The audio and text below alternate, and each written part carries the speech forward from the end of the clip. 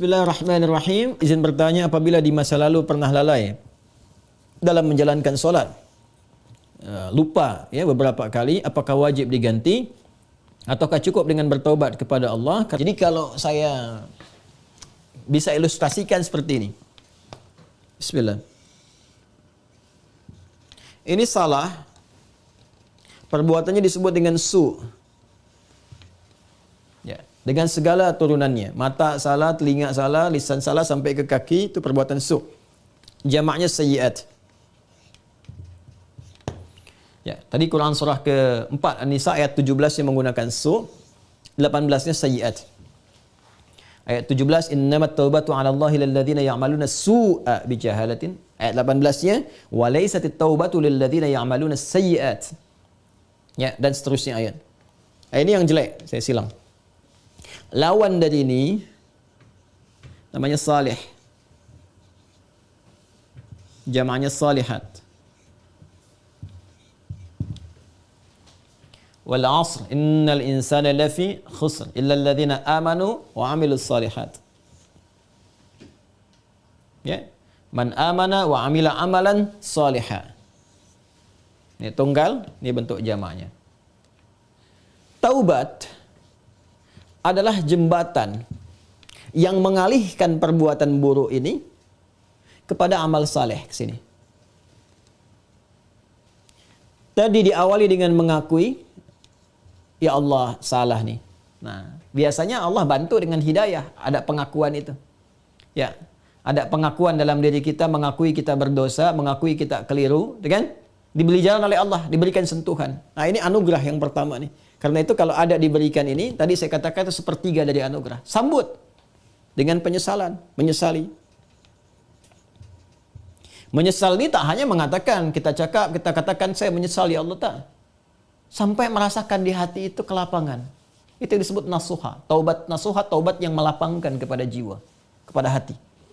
Ya, sampai merasa tenang, enak, kan? Mampu membezakan antara ini keliru, ini benar, kan? Kita menyesal, air mata keluar. Makanya Nabi pernah menyampaikan dalam kondisi seseorang itu, Masya Allah, kan? Dia dalam keadaan sunyi, sendiri, lalu menetes air matanya karena merasa berdosa. Ya, menyesal dia, menetes air mata dalam kesendirian karena merasakan penyesalan dari dosa. Seketika Allah turunkan ampunan untuknya. Ya, itu banyak riwayat-riwayat yang sahih. Yang ketiga, membuktikan keberhasilan dari taubat ini dengan merubah ini yang su, yang sayyiat jadi salih, salihat. Mengganti perbuatan buruk yang salah itu dengan amal yang saleh. Apa kaitan dengan pertanyaan tadi dari saudari kita yang dari Australia tadi? Ya, kaitannya adalah ini bentuknya seperti apa?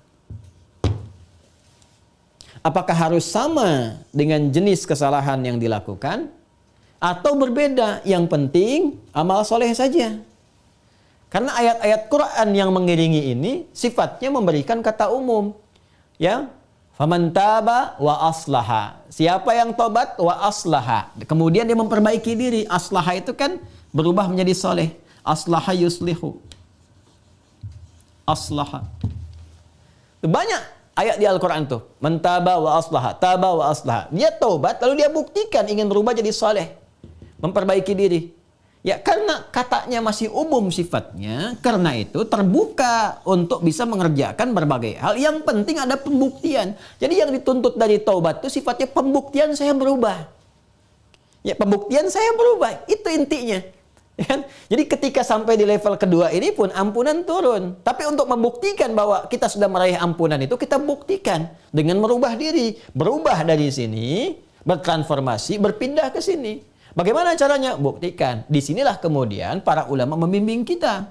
Ya, ada pendapat misalnya yang mengatakan kalau jenis yang ditinggalkan perbuatan su, sayyiatnya atau maksiatnya, ya terkait dengan ibadah kepada Allah, pernah meninggalkan salat, kan?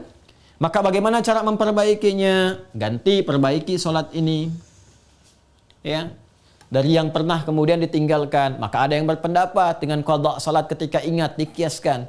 Ya. Maka di waktu-waktu tertentu, ya, saat yang bersamaan, misal setelah salat zuhur ditunaikan, zuhur selesai ditunaikan, Ya, maka yang lain ada salat sunnah, dia mencoba untuk mengganti dahulu yang terdahulu yang pernah dia rasakan tertinggal. Dia niatkan untuk mengganti. Ya, ini di mazhab Syafi'i sangat populer. Ya, maka dia salat kemudian untuk dia niatkan mengganti yang terdahulu. Begitu masuk kemudian waktu maghrib, ba'da maghrib orang salat sunnah, dia mencoba mengganti yang terdahulu lagi. Ini satu pendapat di antara sekian ragam. Ya.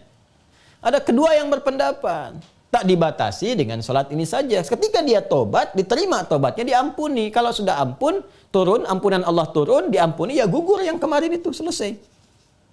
Tinggal dia buktikan memperbaiki. Bagaimana cara memperbaikinya? Ya, sesuai dengan keadaan dia yang baru. Kalau dia sudah kerjakan sholat zuhur, ya sudah, selesai sholatnya. Mengganti yang dulu-dulu, perbanyak amalan yang lainnya dengan sholat sunnah. Dia kejar qabliyah zuhurnya, dia kejar ba'diyah zuhurnya, untuk membuktikan kepada Allah bahwa dia telah sungguh-sungguh berubah. Ya, ini hanya ragam saja bagaimana kita kemudian bisa memilih di antara ini, dan semua punya jalurnya yang dapat dipertanggungjawabkan secara syariat. Ya, jadi dipersilahkan Anda nyamannya mau yang mana yang dikerjakan, tapi hanya ingin menunjukkan ini ada perubahan dalam diri kita. Jadi boleh Anda perbanyak amalan-amalan sunnah, ya ada yang berpendapat, ambil karena umum sifatnya, tidak ada spesifik menekankan kepada Anda. Ya harus mengganti yang terdahulu misalnya dengan kerjakan yang fardu lagi, nggak ada yang spesifik begitu. Karena itu tafsirannya luas. Ya kaidah berkata sepanjang umum tidak ada takhsis, maka jangan ditaksis. Jangan dikhususkan pada amalan tertentu. Jadi ambil yang paling ringan. Ya kalau misalnya Anda ingin coba ganti dengan mengganti menggunakan yang sunnah, silahkan, babnya luas. Perbanyak ibadah sunnahnya, bangun malam tahajud, buktikan dalam kebaikan dan seterusnya. Dan semoga dengan itu Allah Subhanahu wa taala ya memberikan ampunan kepada kita sampai kita kembali kepada Allah dalam kebaikan. Ini babnya. Ini babnya. Jadi prinsipnya sebetulnya bukan persoalan apakah ganti menggunakan fardunya lagi atau cukupkan dengan yang sunnah saja. Bukan itu persoalannya. Persoalannya sejatinya adalah bagaimana kita membuktikan kepada Allah kita berubah. Dan babnya luas. Ya. Jadi kalau Anda kemudian ingin memperbanyak yang sunnah, silahkan. Perbanyak sunnahnya, tunjukkan merubah. Sedangkan yang kemarin sudah kita mohonkan kepada Allah, minta diampuni, terampuni. Ya Allah berikan kepada kita diampuni dan seterusnya. Ya, jadi kalau Anda ingin pilih kemudian untuk mengulang kembali, dikiaskan sholat di saat ingatnya. Ya, orang lupa saat ingatnya, pada waktu ingatnya dia itu sholat.